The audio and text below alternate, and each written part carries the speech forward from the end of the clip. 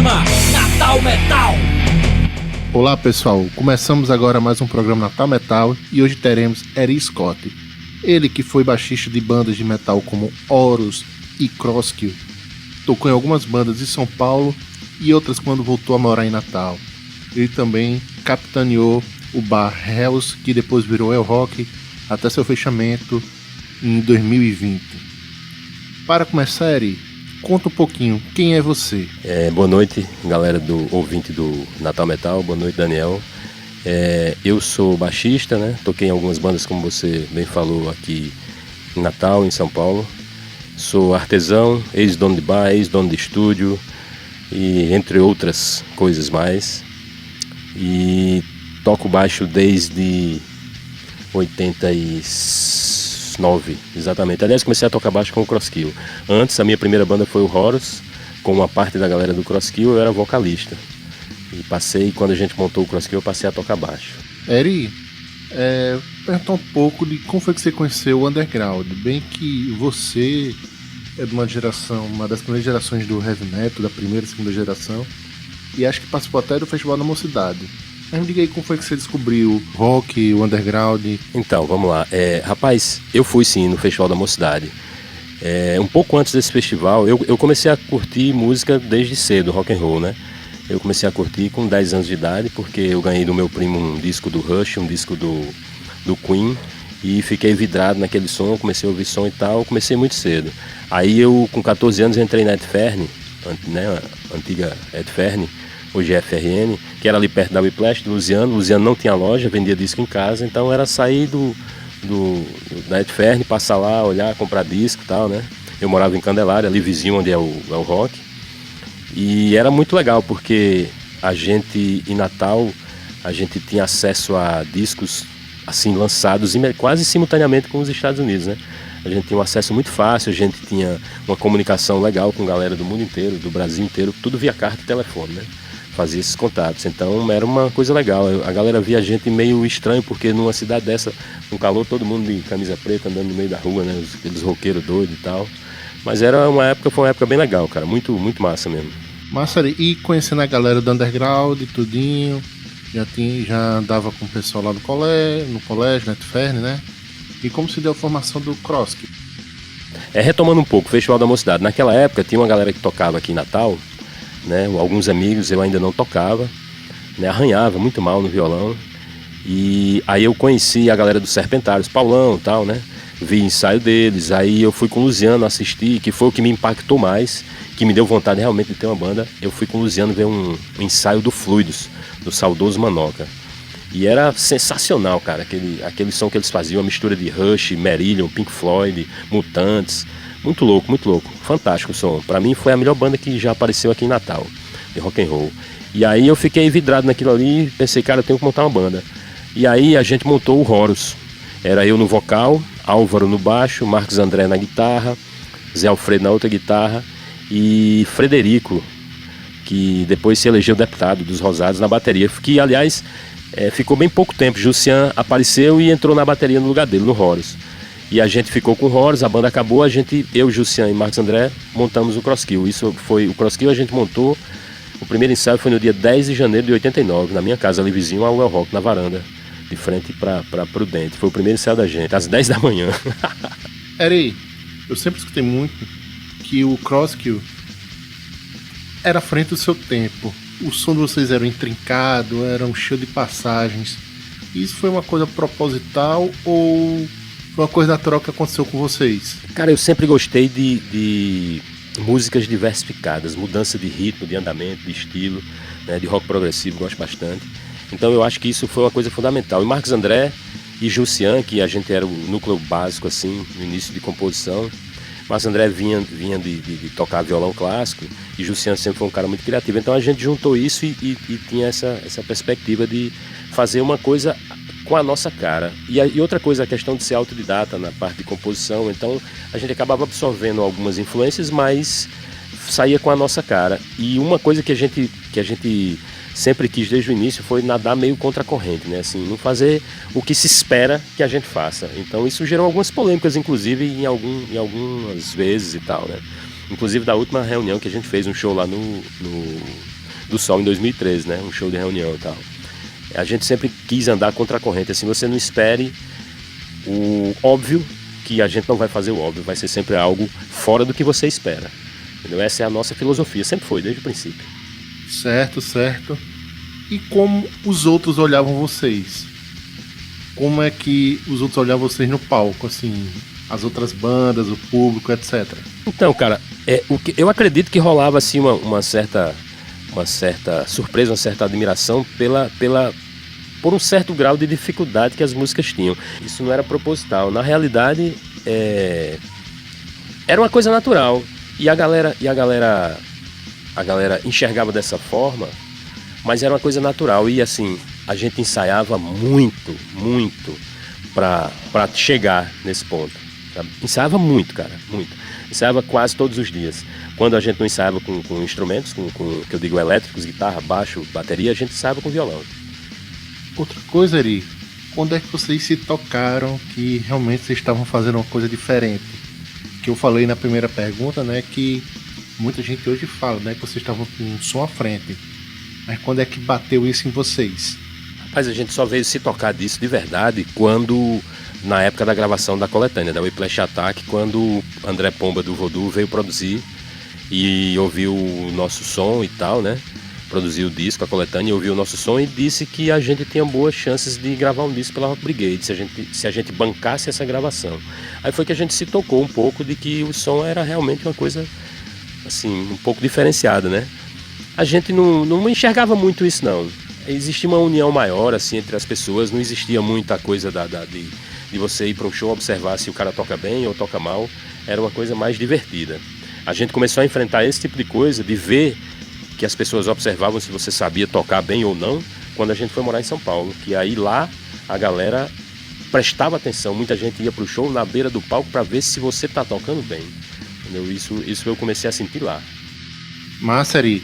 E o André Pomba do Voodoo, ele é que deu a ideia inicial para vocês irem para São Paulo ou deu um empurrão final para vocês irem para São Paulo? Rapaz, não, ele não, quer dizer, a gente não tinha essa ideia, entendeu? A gente gostaria de lançar um disco por uma gravadora lá, conhecer o mercado, tocar essas coisas todas. Mas foi juntando, né, um monte de coisa. Esse toque dele, vamos lá, leva o trabalho lá para Rock Brigade e tal. O fato de Marcos André, o pai dele na época, morar lá em São Paulo, e eu ter família, muitos tios e primos em São Paulo, ajudou a gente pensar na possibilidade de ficar morando lá, de ir, se ele pegasse o trabalho da gente para lançar, né, a Rock Brigade, de a gente chegar e ficar morando lá. Então isso começou a né, ficar na cabeça, assim, tal.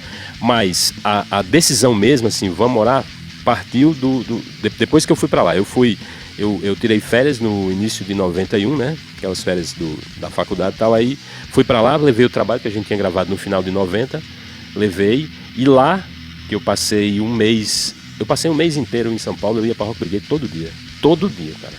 Eu passei 4 semanas, parecia que eu trabalhava lá, fiquei amigo de todo mundo, até fazer Toninho, depois de 2 semanas, ouvir o trabalho da gente. E a partir disso, ele querer lançar o disco, foi que realmente veio tipo, putz, a gente podia vir pra cá, morar aqui, ficar aqui e desenvolver o trabalho aqui em São Paulo, né? Foi a partir disso mesmo, assim. Então, quando eu voltei das férias pra Natal, que falei pros caras, ó, a gente conseguiu, tal, o cara vai lançar o disco, eu tô a fim de morar lá, vamos morar lá, e fiquei botando pilha nos caras pra gente ir fazer isso mesmo. Massa, Eri, essa percepção que vocês tiveram, né? E sobre a gravação, vocês começaram a gravar o disco já lá na época do Whiplash Attack, né? Como foi essa gravação? Foi planejado? Teve uma correria, né? Ou teve alguma correria que vocês já estavam pensando em São Paulo? Como é que foi? Não, assim, existia mais vontade do que planejamento, até porque eu vou te contar como é que foi a história, o Crosskill rapidamente. Quando a gente montou o Crosskill, a gente era um quarteto. Marcos André cantava e tocava guitarra e cantava. Eu não conseguiria tocar baixo e cantar ao mesmo tempo, antes eu só cantava. Então Marcos André, você canta e eu vou tocar só baixo. Então beleza, toco baixo, Marcos André guitarra e vocal, o Vinícius na outra guitarra e Jussian, primeira formação. Antes de gravar a coletânea, a gente fez uma demo com essa formação, depois a gente partiu para um quinteto, entrou um vocalista. E foi com essa formação que a gente fez a gravação na Whiplash Attack, na coletânea, que ele produziu e nos incentivou e tal, né? Aí a gente resolveu gravar um disco, mas os meninos, o vocalista e o outro guitarrista, Vinícius, saíram antes da gente começar a gravação. Eles não tinham grana, a gente teve que juntar grana de onde podia para alugar o estúdio. Na época era muito caro para poder gravar. A gente gravou no Edu Heavy, gravador de rolo, 8 canais, muito trabalhosa a gravação, porque eram apenas 8 canais, sempre foi gravando e fazendo ping-pong o tempo inteiro, jogando de uma pista para outra, para poder caber tudo. E aí eles saíram da banda, a gente ficou com o Pimpino, que a gente já tinha marcado o estúdio, a gente teve que se virar e gravar só nós três. Marcos André acumulou as 2 guitarras, e foi assim que se deu. Depois disso tudo, né, acabou indo para São Paulo. E como foi a estadia lá? Contei um pouco. Vamos lá. Dose, né? A estadia foi massa, cara. Foi uma experiência muito boa.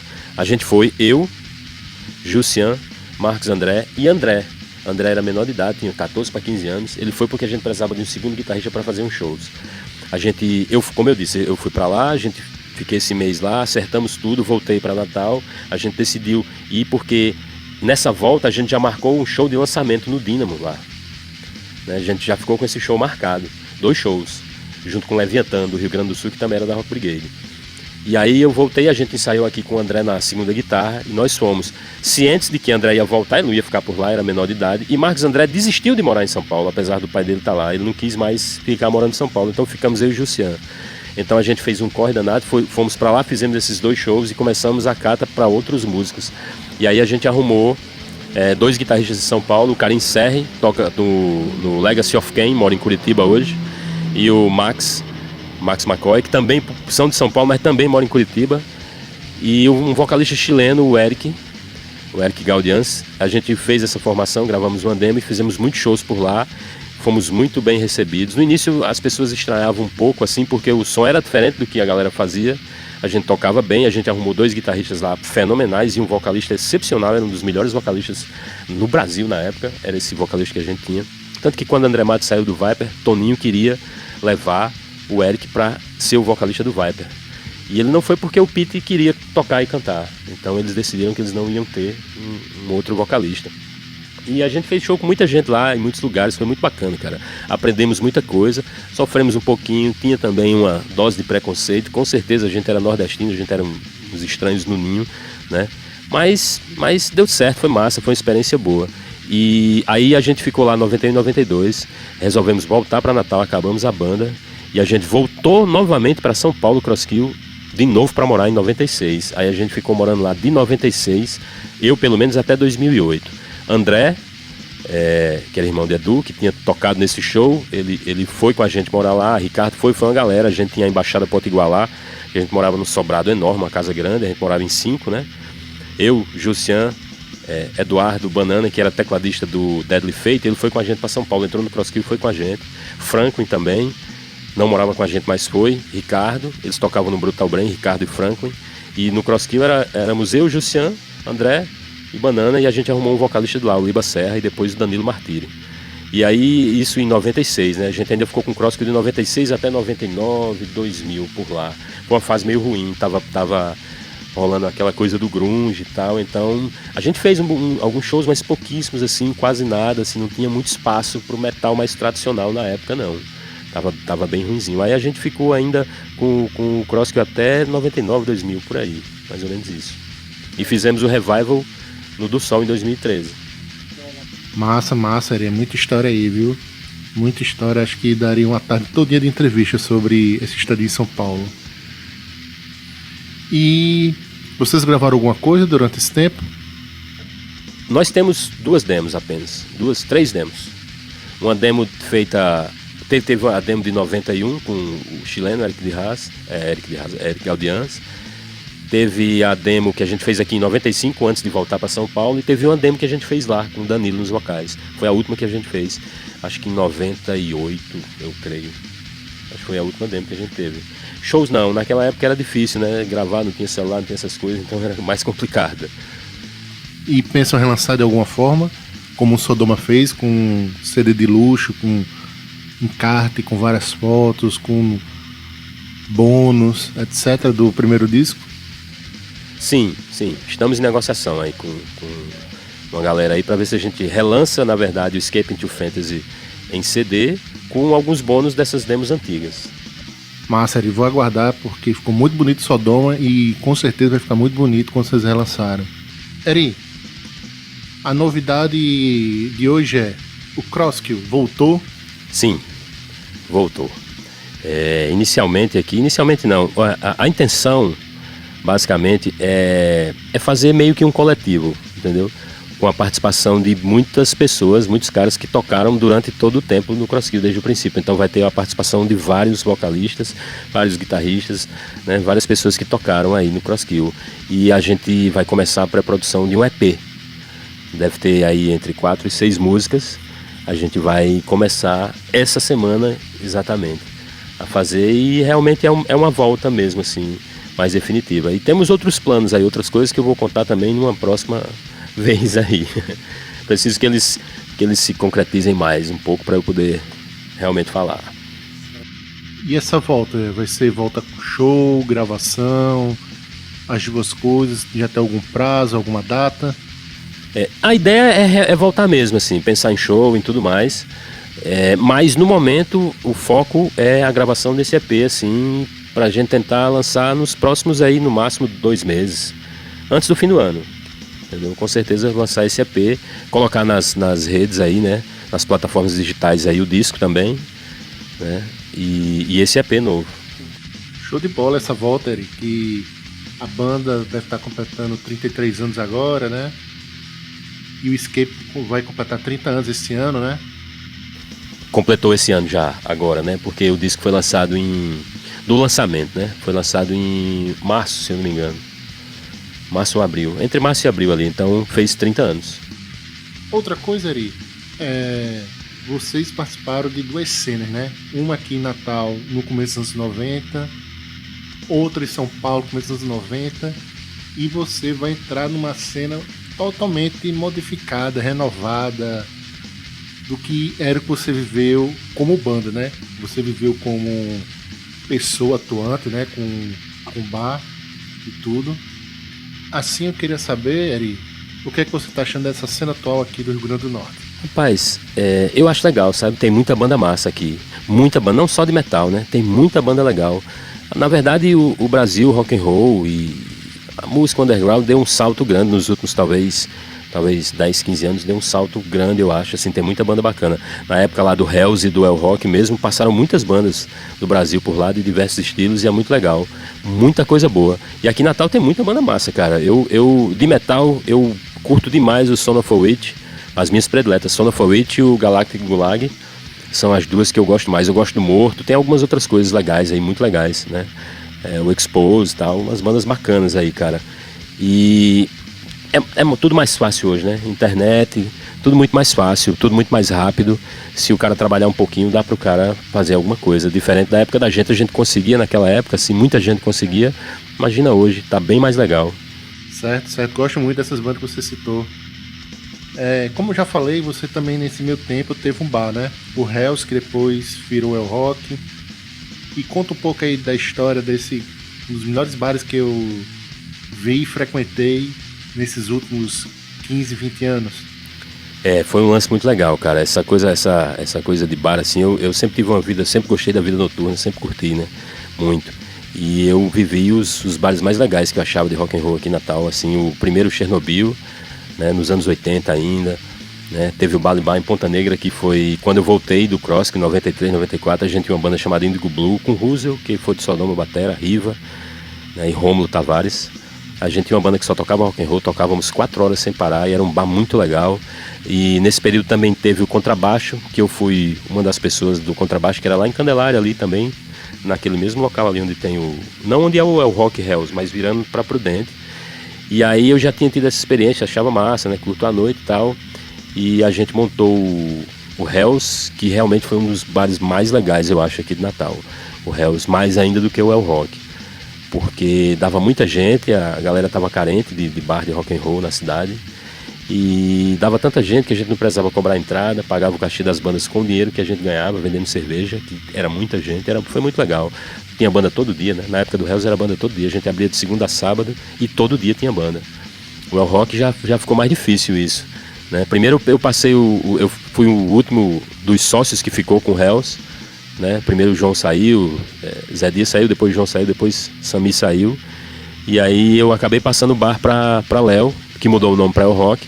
E depois Silvio, amigo meu batera, que a gente tocou junto também, morou lá em São Paulo, baterista do Alforria. Ele pegou o bar e como a gente tinha um estúdio lá que funcionava em cima do bar, né? Eu continuei dono do estúdio, sócio do estúdio. Ele me chamou de volta pra gente assumir o El Rock, Léo saiu. E foi massa, a gente fez uma parceria com o Foca, né, do Sol, então tinha sempre banda de fora, tinha sempre banda que ele levava pra lá também. E aquele mesmo foco de banda, principalmente banda de trabalho autoral, era o maior foco sempre, era isso. Cara, muito legal, foi muito bom, muito divertido, conheci muita gente, muita banda, muito som bacana, muito bom, muito prazeroso. E Eri, consegue contar alguma história aí marcante aí desses anos na frente de um bar? Rapaz, a minha memória não é tão boa assim não, então eu teria que puxar pela memória aqui para lembrar de alguma história curiosa. Então é mais fácil falar de bandas que me surpreenderam, né? Assim, cara, eu me surpreendeu o Galactic Gulag, o primeiro show que eu vi deles lá. Achei muito massa o som, entendeu? O Son of a Witch também, como eu disse, que são as minhas duas bandas prediletas, né? Basicamente isso. Não teve tanta surpresa assim não, né? Como eu disse, a minha memória não é tão boa. E outra, passaram tantas bandas lá, cara, tantas. Fácil, eu posso te falar que Hells e El Rock tocaram, eu acho que uns 1.500 artistas diferentes lá. Nesses anos, foram 10 anos, né? Se você contar desde o princípio, o Hells, a gente montou em 2010, no final de 2010 a gente abriu. E fechou agora, né? No começo do ano passado, 2020. Então foram aí 10 anos entre Hells e El Rock. E eu tenho certeza que passaram mais ou próximo disso, de 1.500 artistas diferentes, inclusive galera de fora, né? Galera de fora. Assim, não tenho na memória algum fato curioso, não. Talvez sim algum fato proibido para menores. Show, Eri. Pra fechar esse bloco, seleciona uma música aí marcante pra você. Pode ser tanto sobre o bar, sobre as bandas, sobre sua estadia em São Paulo. Pode selecionar aí. Cara, eu vou uma coisa que me marcou bastante, que não tem nada a ver com isso, na verdade vem dos primórdios, se você tiver condição de colocar alguma banda da coletânea SP Metal, porque antes de tudo isso, antes de montar o Crosskill, eu fui para São Paulo, e como eu tinha um fanzine chamado Metal Command na época, no final dos anos 80, com Bruno Bruce, Marcos Slay e Dalmir, a gente tinha esse fanzine, a gente se correspondia com gente do Brasil inteiro. Eu já conhecia o André, do Voodoo. E eu fui de férias para lá, para casa da minha tia, e eu assisti um show num teatro famoso lá, que tinha sempre banda não lembro agora o nome, com as bandas do SP Metal. E então, aquilo também foi uma coisa que me marcou bastante, sabe? Né, para tocar metal e tudo mais. E o show tinha aquele santuário, o Voodoo Santuário. Santuário, Voodoo. Tinha mais uma banda, acho que era SP Metal 2, se eu não me engano. Tinha mais uma outra banda, eram 3 ou 4 bandas. Eu lembro do Voodoo, do Santuário nesse show. O Santuário eu achei fantástico o show, achei muito legal, muito massa. O Voodoo também, né? Algumas coisas legais assim que eu acho aqui em Natal que foi bem marcante foram os shows que a gente fez aqui com as bandas de fora. Teve o Hammerhead, né? Foi um show massa, a galera amiga e tal. O próprio Voodoo, né? Teve o Metralho também. Uma coisa que me marcou bastante também foi quando a gente foi fazer um festival na cidade do Cabo, aí em Pernambuco, com o Crosskill no começo, bem no começo mesmo. Foi bem legal, foi uma galera daqui, umas bandas daqui. A galera se encontrou lá em Recife, num ônibus, todas as bandas, e foi pra cidade do Cabo. Foi uma coisa legal que me marcou bastante, assim. Tem uma coisa que me marcou muito também, já tô falando que você não tinha me perguntado, mas agora me veio à mente. Foi um show que a gente fez no Aeroanta, no saudoso Aeroanta lá em São Paulo, junto com o MX, Revenge, Ace the Storm e Ação Direta. Foi um show que a gente impressionou bastante. Foi, acho que talvez o primeiro show que a gente impressionou a galera de São Paulo, porque eram bandas muito boas na época e a gente tocou com eles assim, pau a pau, e a galera falou muito bem da gente depois do show. Inclusive, o Ace the Storm lançou recentemente, eu acho, um disco, né? E tem uma foto dentro do disco, que tem várias fotos que tem a gente lá nesse show. É uma foto desse show, com a galera desse show, das bandas, e a gente tá lá. Muito bacana, no disco do Ace Storm. Não lembro agora o nome do disco. Era isso, sobre projetos futuros. Sei que você gosta de escrever, além de tocar, né? Teve o bar. O que é que promete aí para esse final de 2021, começo de 2022, além do Crosskill? Os projetos envolvendo arte, na verdade, é música principalmente, né? Eu tenho outros projetos musicais e vou colocá-los em prática. Já venho com esses trabalhos há alguns anos, desenvolvendo assim, devagarinho e tal, então agora é a hora de fazer. O bar tomava muito tempo, sabe? Então eu tinha pouco tempo para fazer isso. Sem o bar agora ficou mais fácil eu levar à frente isso aí. Então basicamente é isso. Tenho mais uns 3 trabalhos musicais diferentes fora o Crosskill que eu quero. São na verdade um antigo que eu quero reativá-lo e 2 novos que eu já venho amadurecendo há algum tempo. E eu escrevo, né? Escrevo música, escrevo poesia, tal, letra de música, uns contos, umas coisas, e eu estou pretendendo lançar um livro também o ano que vem. É tudo certo com esses escritos, né? Basicamente são esses os projetos. E o bar, infelizmente, por enquanto não está nos meus planos de voltar, não. Show. Quero conhecer essas outras bandas, viu, Eri? Agora vou me despedindo de você. Muito obrigado pela entrevista. Foi demorado no quesito de a gente encontrar uma data, né? Primeira entrevista presencial em quase 20 programas, mais de 20 programas. Primeira entrevista presencial, acho que desde o 10º programa ou do 8º programa, não lembro agora. E deixo o microfone aberto para você dar sua palavra final, dar o seu alô, seu tchau. Galera, muito obrigado, Daniel, pelo convite. Foi um prazer, né, falar sobre tudo isso.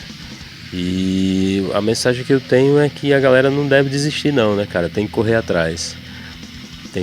A gente correu atrás do que a gente queria e deu certo numa época que era mais difícil que hoje. Então não tem que desanimar não, pelo contrário. Tem que sempre ir atrás, manter o foco e correr que dá certo. As coisas estão mais fáceis, apesar dessa pandemia, apesar de tudo isso, né? E antes que eu me esqueça, um fora Bolsonaro, obviamente, né? Então tá tudo meio difícil nesse sentido e tal, de grana, mas tem as leis aí de incentivo à cultura aí, dá para o cara fazer algumas coisas.